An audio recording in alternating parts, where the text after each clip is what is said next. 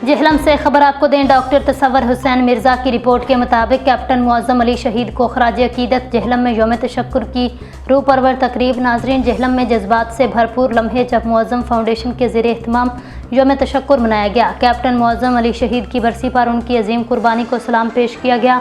तकरीब का आगाज़ तिलावत कुरान और नाते रसूल मकबूल दुआओं से हुआ।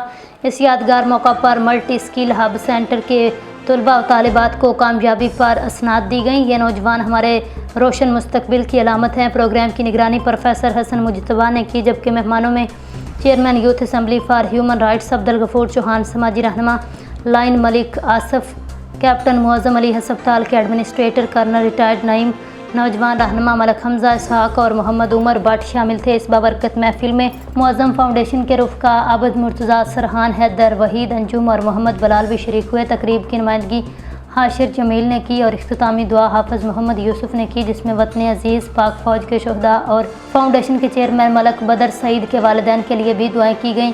मुअज़्ज़म फाउंडेशन का ये अहद था कि शहदा के मिशन को ज़िंदा रखा जाएगा और इंसानियत की खिदमत का ये काफ़िला कभी नहीं रुकेगा।